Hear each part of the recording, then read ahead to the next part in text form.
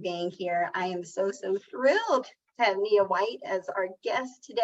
For those who don't know me, I'm Vonetta Young, Investment Readiness and Fund Formation Advisor. This is the Emerging Manager Roundtable, and I'm, like I said, thrilled to have Nia White, co-founder of Art Capital Advisors, with us today. Yay, Nia. I'm going to let you read Nia's bio on our website and social media, mostly because I'm just super thrilled to get into this conversation. As you know, capital raising is the thing that everybody wants to talk about. Despite my title being very clearly investment readiness and fund formation, everybody wants to ask me about capital raising. So I always have to say it. I'm not a placement agent. I legally cannot do that for you. And so I'm so thrilled to finally have a placement agent here to talk about these things. So one of the things that I want to just sort of for Nia to clear up for us first is essentially, when is the kind of the best time for an emerging manager to start thinking about a placement agent?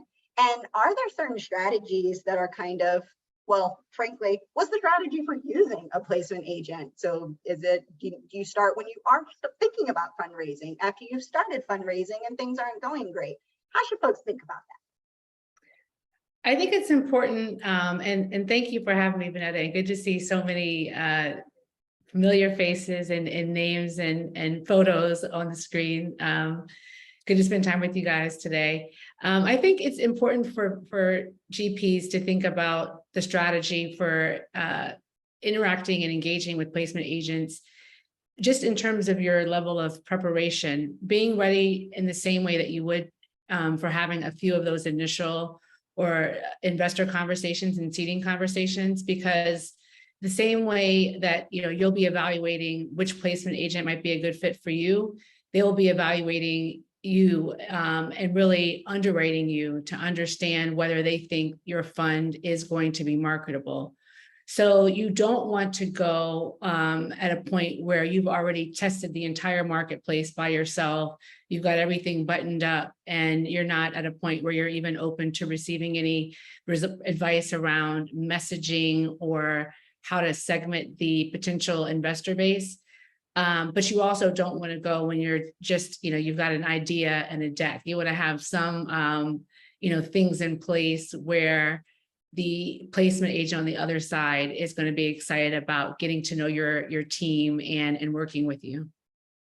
Yeah, no, I think that makes perfect sense. In the sense of, having put a good bit of thought into this, but, not necessarily having done all the work, makes perfect sense to me. I think going along similar lines, as I think about emerging managers who are still trying to refine their strategy, if they're doing this for the first time, yes, they may have, done some deals, but might still be coming down to what strategy really works for them. Are there certain investment strategies for which a placement agent is going to be more useful than others? And I guess phrasing that another way is kind of, are there any investment strategies where placement agents are like, no thanks? No, I'll answer the first, I guess the second question first. I don't think there's any strategies that placement agents are just averse to completely and say, this isn't something that placement agents should take on. I think it's more of, placement agents really want to have confidence that they can find the investors that are looking for your strategy. And your strategy really has to be one that is unique to your team, that is your special sauce. It can't be something that you're kind of fine tuning around what the market's looking for. For example, tech buyouts or, everything about venture has been hotter in the last couple of years than it has in the last decade. So if you've always been a private equity investor, you don't want to say, okay, I'm launching a venture fund because that's in vogue right now. You want to, a placement agent's going to want to work with somebody who's preferably doing what they've been doing in the past. It's understandable that there may be some tweaks, especially if you're, expanding your team with partners that have done other things. But they want to see that you're kind of sticking to your knitting, that your strategy is something that makes sense, that you're able to do on a repeatable basis to consistently generate alpha. So actually, can you dig into that a little bit more and essentially telling me, what are placement agents looking for in the GPs that they work with? Because you did mention, kind of preparing for these conversations like you would an investor conversation, because placement agents are doing their diligence on the GPs as well. So what can you tell me more about that? What are placement agents looking for in the GPs they work with? I think it's the same thing that LPs are looking for, because at the end of the day, I can tell you for ARC advisors, we're very focused on firms that we can work with over the long term. So that's one thing I think that you'll hear often. It's groups that we think are going to be around for the long term. And, if you look at the life cycle of a fund being, a decade in private equity, that means a group that's going to be around for the test of time and, have several vintages, a team that you might be able to work with over several fundraisers because you really believe in their strategy, believe in what they're doing. So, we look for groups where we really have high conviction. And also, where we really believe that we can take this group to their hard cap. We want to be successful. We want you to be excited about us closing. I mean, my partner, Harriet Haber, and I are very results oriented. We both kind of grew up in trading floors of this environment about closing. We get excited about closing. And so we want groups that we can work with that we can actually bring commitments to. But we also want groups that are likable. I think one of the things that's really nice about being an external resource to GPs is that you can be really honest and give good feedback. And that's one of the benefits, I think, of bringing a placement agent into your fundraising process, because we can tell you, this investor may tell you they like you, they may take your calls, they may allow you to fly out to see them once a quarter, but they've told us offline they're never going to come in. Wow. So we can give you honest feedback that may be hard to hear. And so, it's important, I think, for us to work with groups that we like, that can take that honest feedback, that you're going to enjoy being on the road with now that the world's reopened, that, you're going to enjoy spending time with, and groups that we think, are good people. But just groups that we think also are doing something unique and special that is going to continue to generate returns with their strategy for the long term. I'd say those are some of the key things. Yeah, and I like or should I say, I think one of the things that's not very heavily emphasized by LPs, but is going to be more heavily emphasized by someone like a placement agent, is going to be the likability factor. And it doesn't mean that, you have to be on a personality basis who these people want you to be, but it does mean that sort of thing matters. Well, frankly, because people don't generally want to work with jerks, which should be kind of go without saying, but I feel like has to be said because we're in finance. I agree. Yeah. But to that end, I'm curious to get your perspective on, when you are in this relationship, let's say the GP has found the right placement agent for them, placement agent feels that they can serve that GP well. What does a healthy, GP placement agent relationship look like? A few things. I'd say one, a process that's organized. So, people talk about this process of spray and pray. Like, you might think that you can just download the 3,000 plus LPs in the United States that you can go send a blast email out to and just see how that works out. I think you want to have an organized process that's targeted, where your placement agent and your team has worked together to come up with a target list that makes sense for your fund. And there's a lot that goes into that. And I won't bore you with the details now, but there's tons of databases out there. There's a lot of public information. And a lot of the public plans, for example, post their allocations and their targets, which give you an idea of where they want to be. So if you're a venture capital fund and they look like they're reducing their allocation to venture capital, it's going to be that much harder for you to get in there. So groups that we think will have dry powder, that do like your strategy, that will like your fund if it's a first-time fund or not. You know, all of these things kind of factor into understanding an investor's preferences and then coming up with a target list of investors that would be a good fit. So that part of the process is part of the organization, but just really tracking your progress, tracking the way that, you know, part of the difficulty of fundraising, there's a lot of things that make it difficult, but a lot of it is about just the level of competition in the marketplace. You know, you see stats. Bain had a report that there was 1.2 trillion raised last year, up 14% since the last for private capital. But a lot of that private capital is going to the mega funds that are, you know, coming back to market more frequently. And so it's even more difficult for smaller funds, and I'm saying small, like sub 5 billion small, to get the attention of LPs. So you have to have a process that kind of keeps you at the front of the queue, but is not too much of a nuisance, but just, you know, allows your offering to stay relevant. And all that needs to be organized. So I'd say that that's the first thing. The second thing is just being really transparent. So if you work with a placement agent early enough in your process, you tell them the good, the bad, the ugly, so that they can help shape, you know, your story. Don't, you know, tell them, like, pitch them like you're just giving them only the positives, because an LP and the placement agent are going to do their due diligence and see the negatives, the deals that did go badly. You know, don't present it, for example. So you have a track record.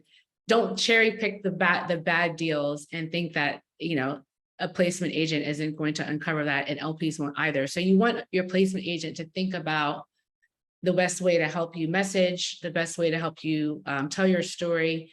And you want them to really understand your story, and there needs to be transparency on both sides. The other thing I would say is, you know, you want somebody that is results oriented. It's not enough to just say like, hey, you know, I'm your placement agent, I got you that meeting, good luck with that. And there needs to be follow through. A lot of what happens on the back end on the placement agent side is, you know, the process management of, okay, now what's next? Did we give them data room access? Okay, now what's next? When do we need to see them? What is their decision-making process on the other side? How do we tick through that to make sure that we get this allocation when their board next meet, which isn't going to be until, you know, X such and such date. So, you know, you want that results oriented, I think, characteristic. And then finally, I just say collaborative. At the end of the day, you want somebody that is going to work well with your team, to really put everything on the table and figure out how to kind of triangulate your you know, comprehensive sets of relationships at one institution to get an allocation.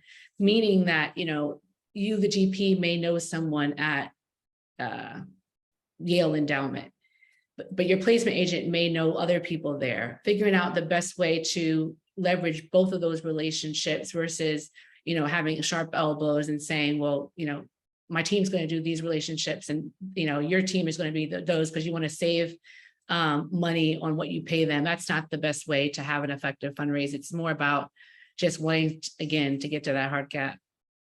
And that just sounds a lot more efficient too, to say, you know, what is the ground that we can cover together, rather than, you know, you are serving me and I'm paying you this, so you do this.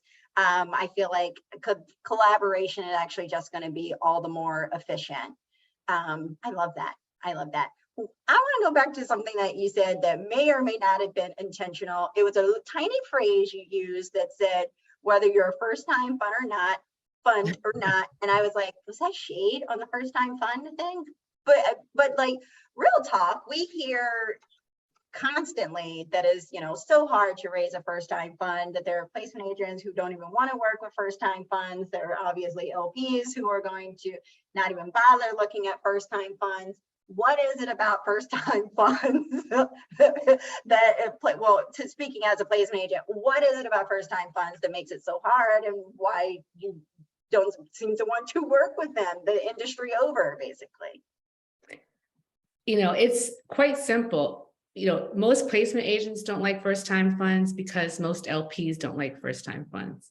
And most LPs don't like first-time funds because of the institutional risk associated with first-time funds.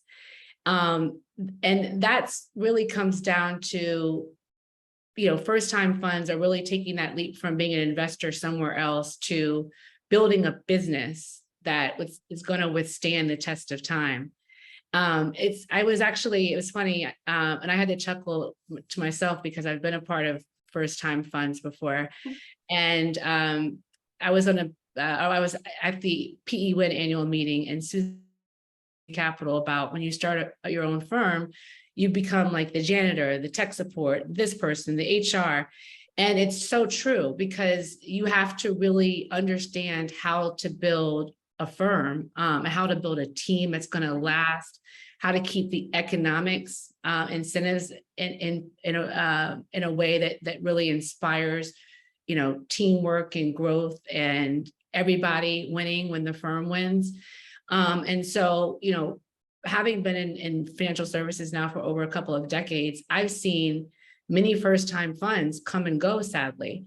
And it takes LPs, going back to my earlier comment about the length of the life cycle of a fund, they won't know whether your team is going to really stick it out for another 10, 11, 12 years. And so that's a huge bet for them to take when they can go with fund 2, fund 3, fund 4, that's already proven that they can work through challenges together, that they can have difficult battles over IC, but still make it to the other side. That they can deal with personal things like, personal losses and divorces and things that happen, just the things that happen in life.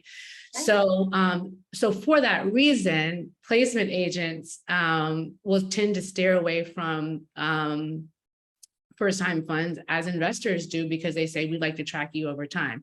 That said, I'm encouraged by the number of groups that are coming out and the increase in the number of groups that are seeding earlier stage managers, that are being vocal about wanting to work with more earlier stage managers and more diverse managers. A lot of them tend to be earlier stage as well. And so I think that the universe is growing, but it is a smaller universe of groups that that will work with first-time funds. And going back to what I said about, being targeted, your most precious resource is your time right now. Right. And so groups, even if they say in some database that they will invest in first-time funds, but you go further and you can look through funds they've invested with, and they're all funds 7, 8s, 9s, best believe your fund is going to have a really hard time being that first fund that gets through their process. So don't waste your time there. If you see them at conferences, great, but just be strategic in that way. I'd suggest. That is wonderful. And my next question was actually going to be about do's and don'ts, but you've given us a good range of those. So I'm instead going to ask, I feel like the environment is kind of, or like I put in the invitation, the kind of always seemingly uncertain, like things are constantly going on, the market downturns, upswings. How should GPs think about, fundraising in an uncertain environment like the one we're in now? And I think there's a lot of things they can't control, but what is within their control that they can focus on when there's so much swirling on around them? The North Star is performance, right? Nothing beats performance. Nothing beats, great exits, top quartile returns in terms of, investors taking a look.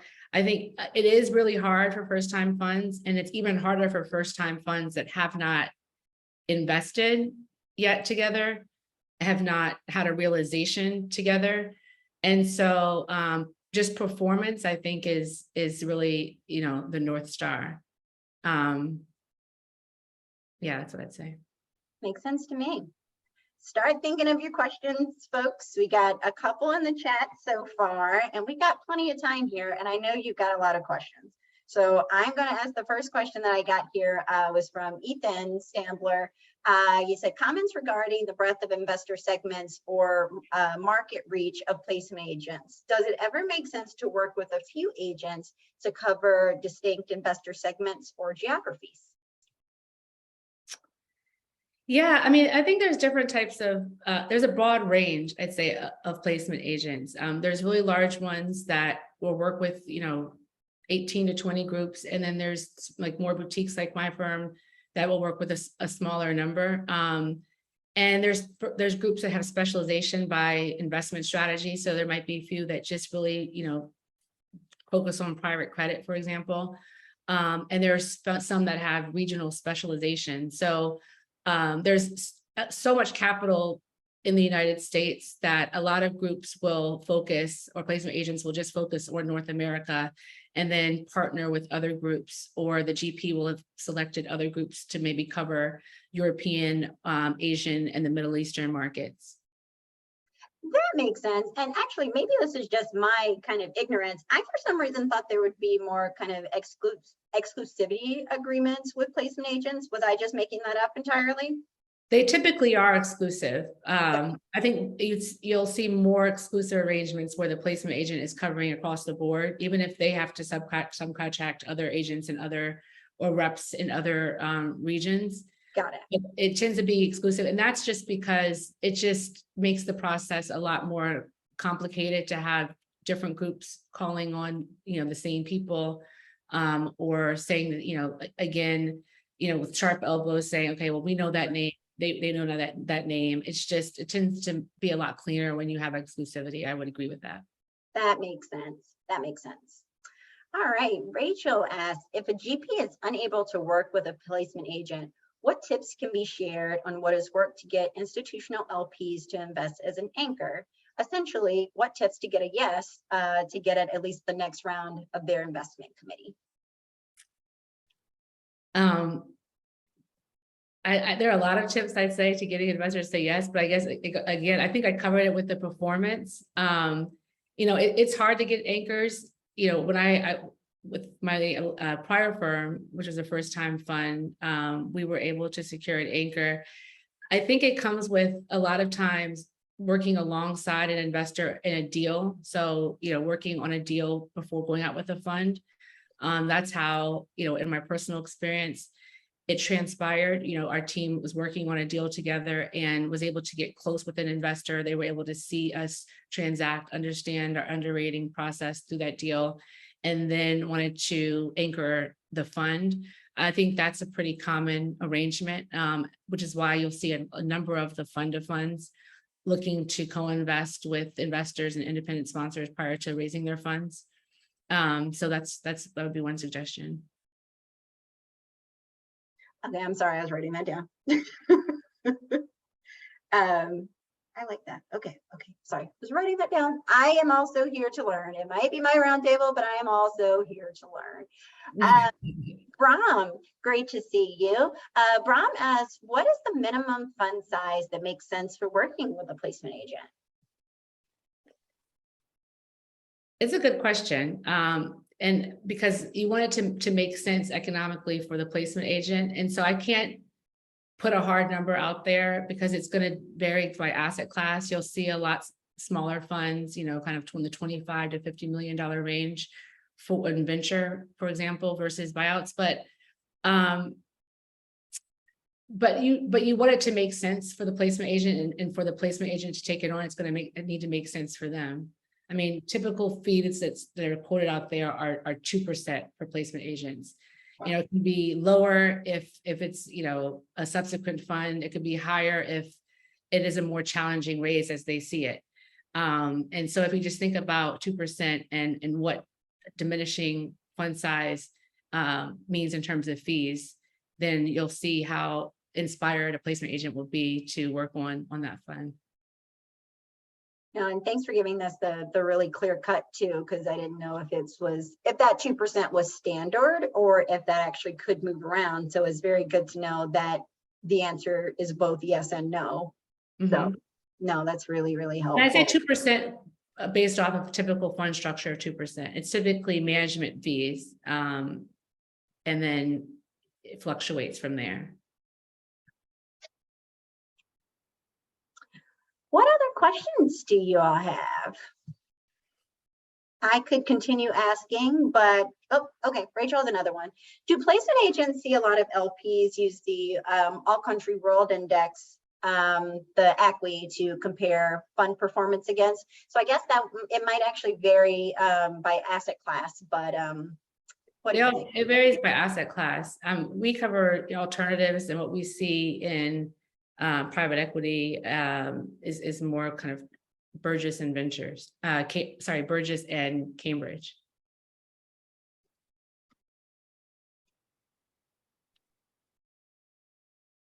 Any other questions? I know you all have so many. I know you have so many. Oh, Ethan has another one too. How many mandates do placement agents take on at once? That's a good question. It really varies by the model of the firm. So for ARC Advisors, we're a boutique firm, a new firm we actually launched last year. And so we set out to work with really a handful of managers. From the outset, we focus on alternatives. Our goal was to not have competing strategies. So working with an infrastructure investor, a private debt, a venture capital, for example. And so that's our model, because our goal and why we named ourselves ARC Advisors is to really work with managers over the arc of their firm's life. So we want to be able to work with managers and kind of disrupt the placement agent model a bit, so that we're not working with managers just to raise a fund and coming on board when it's that time of year, but we're constantly kind of waving the flag of those managers. We're consistently talking to investors on their behalf, updating them on deal flow, and talking to them about the merits of this team and their strategy, which is honestly when LPs say they most want to hear about GPs, is when they're not raising money. And so we, for that reason, will always kind of err to the smaller side of the spectrum of what placement agents do. If you look at kind of the top 5 or 6, the largest placement agents that are global, they typically have somewhere between 15 to 20 mandates at one time.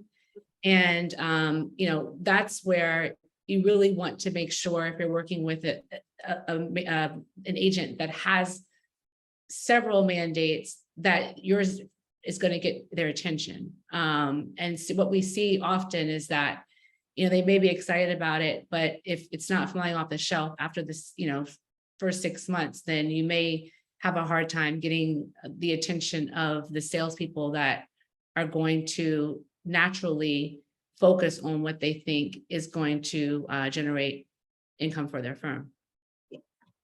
That makes perfect sense. That makes perfect sense. We got 2 questions relating back to the fee. One is Scott asked, when is the fee paid typically, upfront or over time? Cash flow for emerging managers is important. It certainly is, and it's paid over time typically.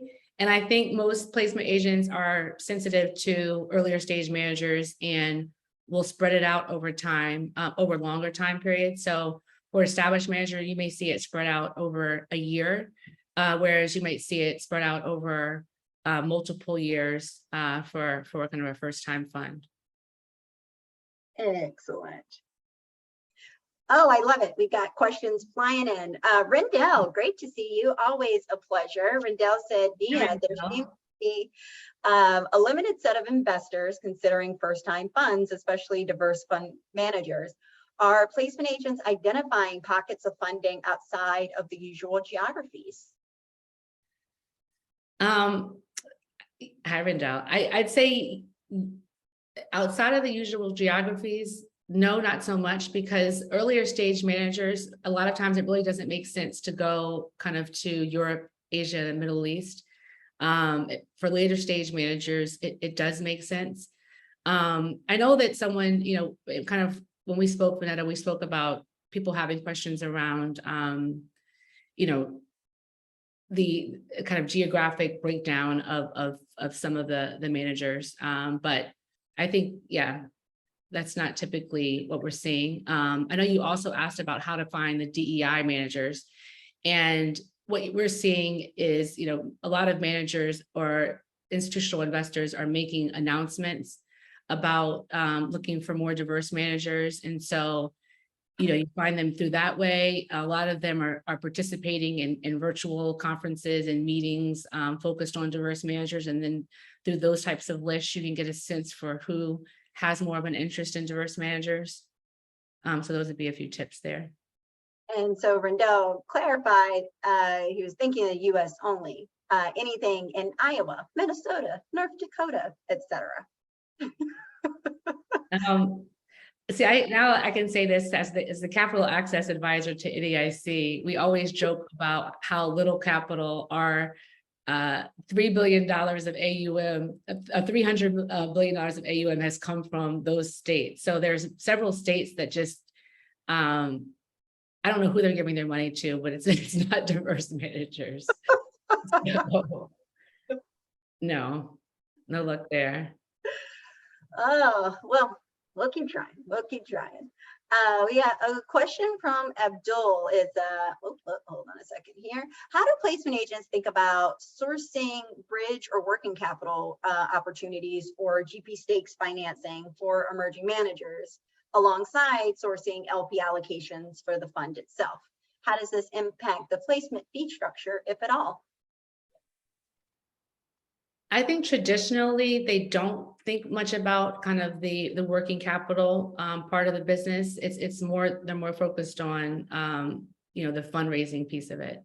I think they could be helpful in helping to find your anchor and seed investors, and may have some advice in terms of where you might seek bridge financing and credit lines, but the real focus is more on the fundraising. That makes sense. That makes sense. And Michael has a question related to, he says, the catch-22 of differentiated strategy.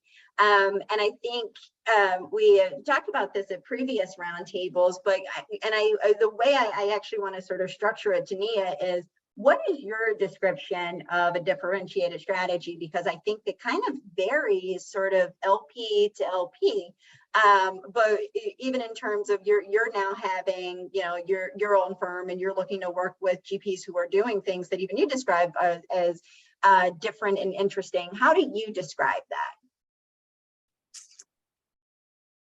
that?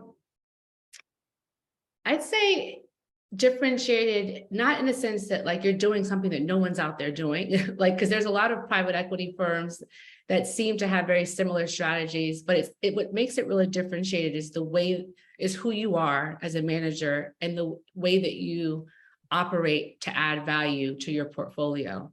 I think that's where the differentiation comes from, and being able to show, how you all approach the market differently, how you think about the market opportunity, how you source differently, and then how you execute differently, how what processes do you have in place to manage risk differently. Those are the kinds of things that are the differentiators. But what they're looking for is summing all of that together. Does it look like you're going to be able to consistently do these things that are differentiated to deliver top results? That's what it comes down to at the end of the day. Yeah, and Rendell, I agree with you. People really is the only differentiation. It's, there are plenty of people who can do, or as I have so many times and perhaps not so kindly said, you all do the same thing. The only difference is you. I'm like, I see one more GP who's like, oh yeah, I'm doing buyouts and tech-enabled companies. And I'm like, so the same thing that literally everyone is doing, but the difference is you. And I think there is that, not to say that LPs are looking for confidence, but they're looking for that sense of assurance that, to get really down and kind of, millennial talk about it, that you have a really strong sense of purpose, that you're able to articulate that purpose is, I think, what this all kind of comes down to. Let me hold on a second. Wow, I love this. Comments going wild. This is fantastic. So Sajan gives us a really interesting comment to the minimum fundraising mandate, and also answer some of those really great questions. And so I'm going to let you guys read that. Sorry to anyone who's watching the video and doesn't have access to this, but we're being mindful of time.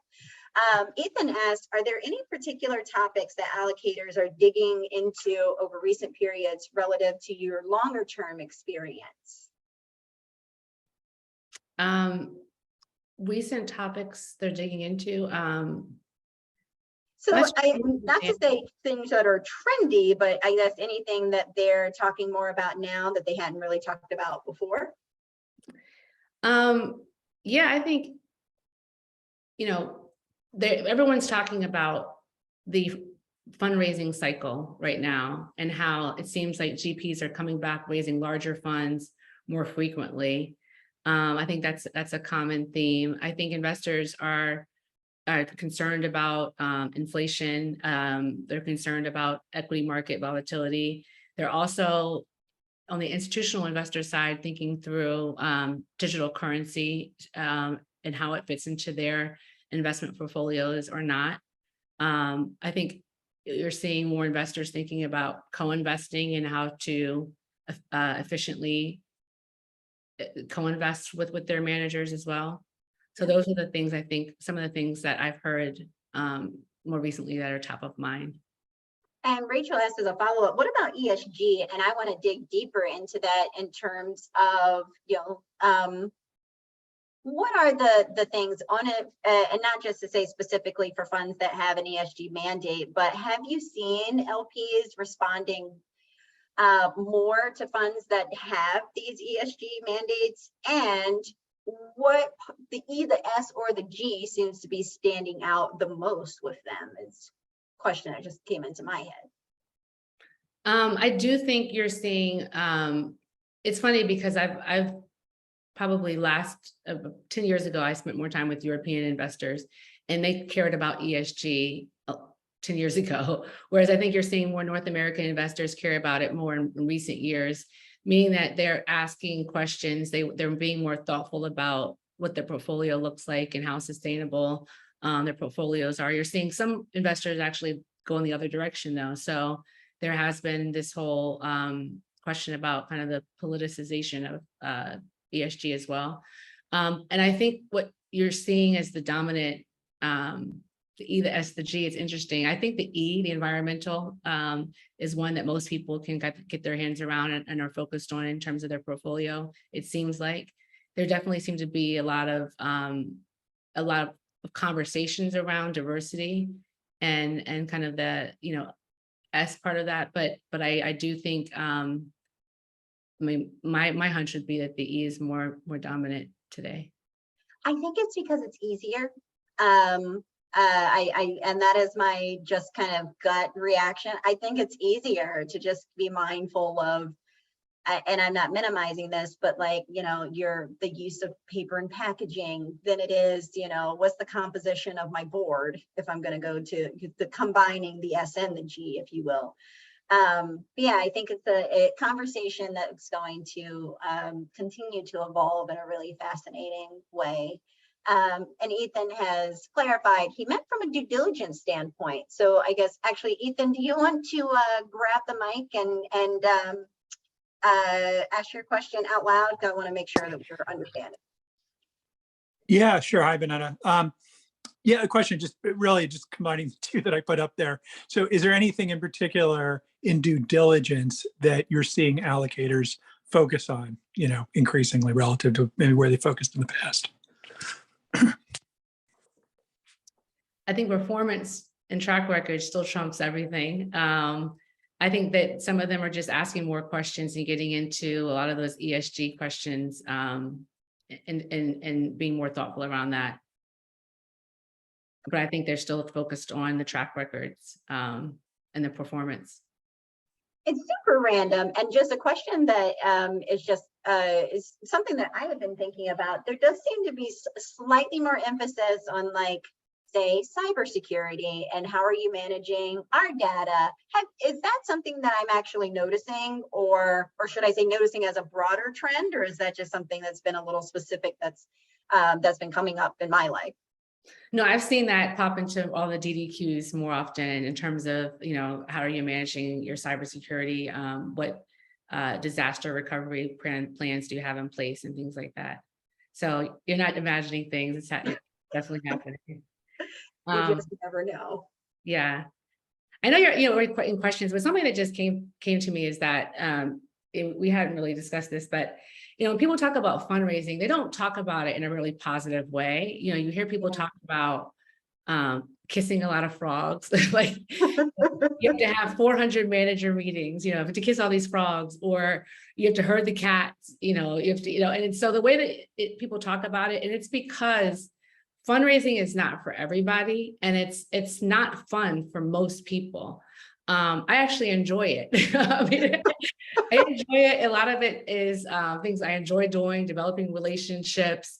As I said earlier, I like to, getting closer to a close is exciting. Getting to the close is the most exciting thing. And so, and working with great people, all of that, but it's not for everybody. And I think people just have to really know themselves, getting down to the people side of this, to understand kind of what your placement agent needs will be. You have some firms where the founders or senior leaders like David Rubenstein at Carlisle was a fundraiser, because he did it well and he enjoyed it.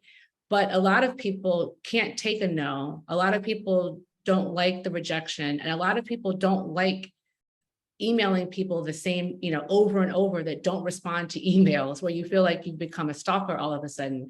And so I say it's not for everybody, and you really have to know yourself and know, what you do well. And as an earlier stage firm, a lot of people are going to want to see you focusing on your core business, on your portfolio, on sourcing good deals and adding value to them. And for that reason, I think, working with somebody who can, help to focus on the fundraising piece of that, and really bring you kind of qualified investors that really could become part of your partnership, is something to really give a lot of thought to. But it really comes down to knowing yourself and how much time you want to invest in fundraising. Definitely. And actually, this is not a question that that we had talked about or anything, but I want to, in talking about knowing yourself and what you enjoy doing, it kind of makes me think about, solo GPs versus GPs who are teamed up together. And I think this is a sort of relatively easy for, say, well, not relatively easy, but what I'm trying to say is, for a solo GP to say, okay, I don't like this, I can get a service provider to help me out with this. If you are a team of GPs, be it 2, 3, however many, how would you recommend they talk about, splitting up the duties, and who is that person who is going to be the one who's spearheading more of these fundraising kind of conversations, or at least is going to be the liaison, if you will, to the placement agent and potentially LPs? How would you recommend, as folks are putting their teams together, what should that conversation look like, even beyond, do you like talking to people? Yeah, well, I mean, I think at some point the whole leadership team will be spending time fundraising, but I think you want to let the team member or the partner that, again, enjoys it, that's actually effective at fundraising, to take the charge. It doesn't need to be everybody in every single meeting. And I think a lot of times, if you do have the benefit of a larger team, you're able to stage the conversations such that you start with one team member, and if it's progressing well, you say, okay, great, next, you'll be able to meet, the other member of my team. And that's another way to keep the conversations going in a positive direction. Agreed. And Evelyn asked a related question of, should emerging managers have an IR person to work with the placement agent? Would that be more effective? Certainly. I think it's great if you have more resources to focus on targeted functions of your business. But I think that it's something that most earlier stage managers can't afford. As they're building up their team, they're still focused on, they tend to prioritize their investment team. But I've seen first-time funds, launch with an IR person, and the opposite. Well, any final advice that you would give to our folks here who are primarily emerging managers? You've given us so many touch points of so many do's and don'ts, but any final advice that's hopefully encouraging?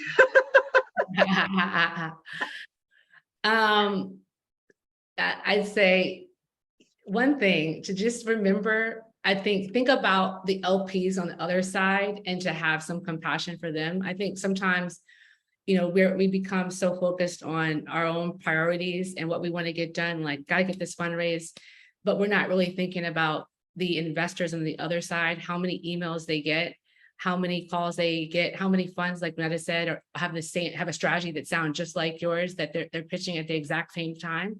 And so understanding the best way to, you know, get in front of those investors, it's not easy, but figuring out, you know, how to get that airtime. And when you don't take it personal, like just understand that I was at a conference and I think it was the CIO of Michael Dell's family office that said he had a very aggressive email strategy. And that was, he didn't accept any emails from anybody that wasn't in his contact book.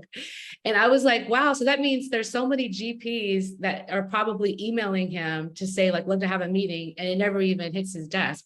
And so when you think about the competition for pressure, how many inbounds they're getting, just understand that's how, you know, difficult, you know, it's just a difficult process, and to not take it personal and just to keep pushing. Because if you do have a good strategy, then it's going to resonate with investors that are looking for ways to make money. Exactly. I love that. Could not have used better words for myself. Keep pushing. It's going to resonate. You can do it. All right. Well, Nia, thank you so much for joining us. I'm so happy that she was able to come in and just shower us with wisdom. And thank you all so much for your questions. We have time for speed networking, basically. If you want to stick around and have a chat with the folks who are in the rooms, Helen's going to put us in breakouts.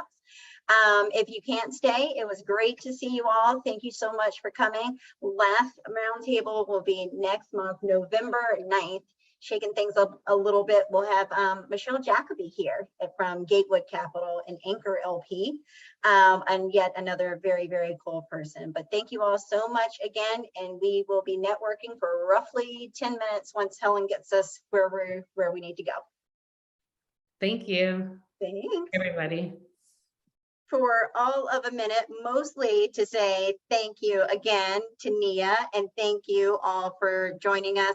I realized we haven't actually gotten time for networking at the past couple of roundtables, but I realized how much I missed it. So it was so nice to get to talk to people despite, as you can see, still in my home office, which I redecorated over the summer. So I am still, basically, it's still COVID in my house. So it's been lovely getting to speak with folks and getting to meet new people without leaving my now incredibly comfortable home office. Thank you again so much, Nia, for being with us. Thank you all for coming. Please join us for the last roundtable, November 9th. And when I say last roundtable, I don't mean for like forever, but we'll see what format it takes. But thank you all so much again, and have a wonderful day. Thank you. Take care, everybody.